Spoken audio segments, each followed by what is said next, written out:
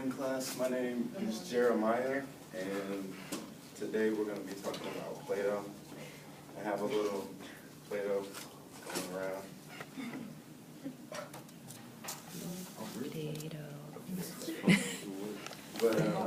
Plato.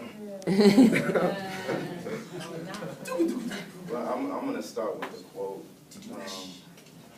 from Plato, and then at the end, I'm going to start with, well, I'm going to end it with a quote from myself, but you guys got to kind of, pick out which quote is from Plato and which quote is from me. I said I was going to start with a quote from Plato, but let me put that. But anyway, this may be theory, but I mean it's something that I kind of did some research on. But Plato might have had some kind of lineage to the Etruscans. It's what like I said, this may be theory, but the Etruscans, just to give you guys a brief history on who they were, the Etruscans were the people that pretty much built the Roman Empire. They constructed Rome. Well, they constructed Rome. They pretty much taught the Romans how to do everything they do. Their mathematics, philosophy, everything. They taught them everything. The Etruscans, they ruled, or they occupied Rome from 616 BCE to 510 BCE. So, I just thought that was an interesting fact about, well, it may not be a fact, but I thought that was interesting about Plato. He might have had some type of ties to the Etruscans. But this may be my quote, it may not be, but it is the quote.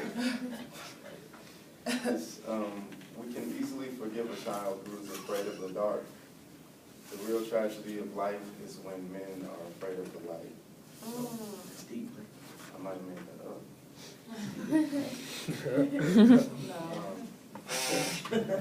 Say no. Can you say it one more time? One more time? One more time. Okay. It says, we can easily forgive a child who's afraid of the dark. But the real tragedy is when men are afraid of the light.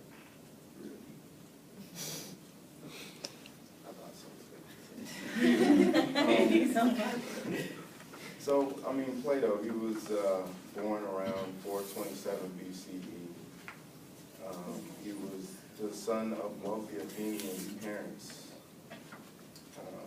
He began his philosophical career as a student of Socrates, and we all know that Socrates never wrote anything. He pretty much just had people just write his works for him. And Plato was one of his students. And when Socrates died, Plato then traveled to Egypt, Italy, and he studied with students of Pythagoras. He spent several years advising the ruling family of Syracuse. Plato, he returned to Athens and established his own school of philosophy. And he really taught a lot of what Socrates didn't write. That's the basis of his teachings were Socratic. So he taught what Socrates taught. So being that these people back in this time, they weren't a lot of them weren't educated. So how would they know if Socrates or Plato came up with the idea? They didn't. So he taught a lot of Socratic teachings. And he also tried to guide the progress of their teachings through, just the Socratic style.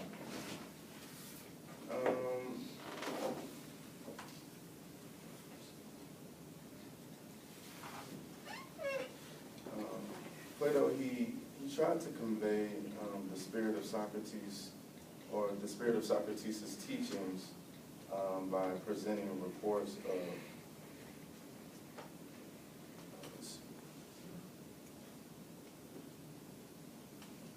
of the masters of conversational interactions. I don't know Plato wrote the teachings of Socrates, which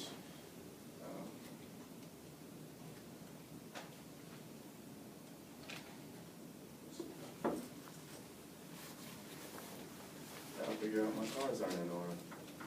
I'm sorry, son. But some of Plato's early dialogues, some of Plato's early dialogues I have.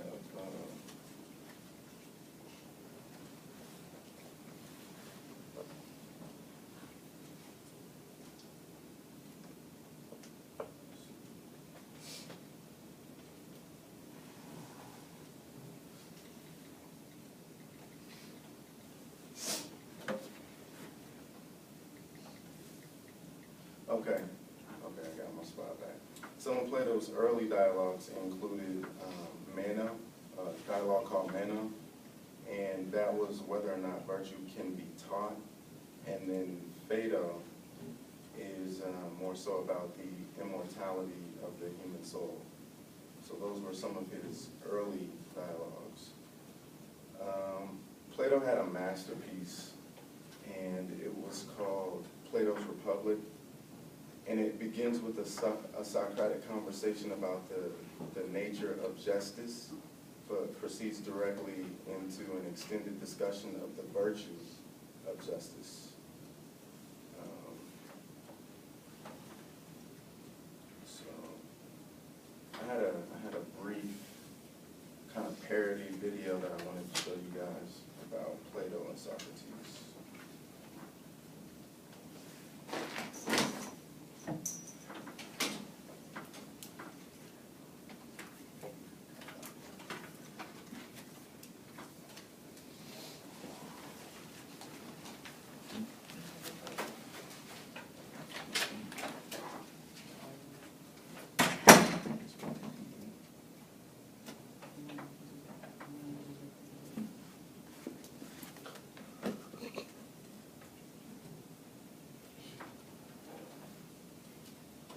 Did you break out in a cold sweat when you realized you needed to write a business plan? Well, take a deep breath. I wish I had a house in Malibu.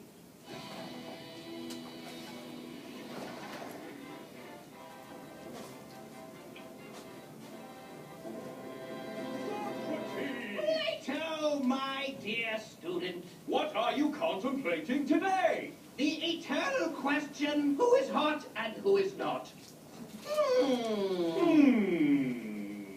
This publication says that Jessica Simpson is hot.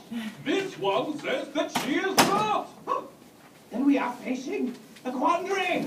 Has she not put on a few pounds? Yes, but do a few extra pounds nullify one's hotness? According to these superficial magazines. Oh, yeah. I only buy these, you know, when I'm sick or bored. Oh, totally.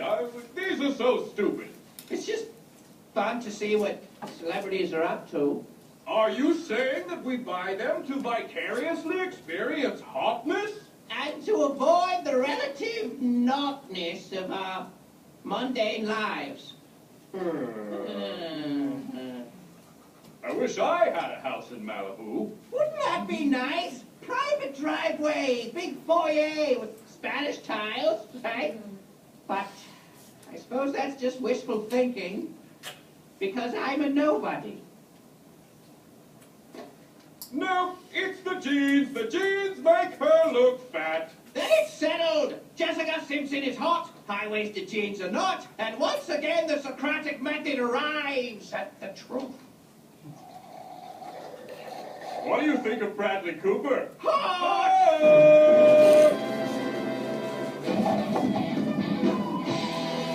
Yeah, I did that just to show you guys like how Socrates and Plato, how their rhetoric, you know, how they argued with each other.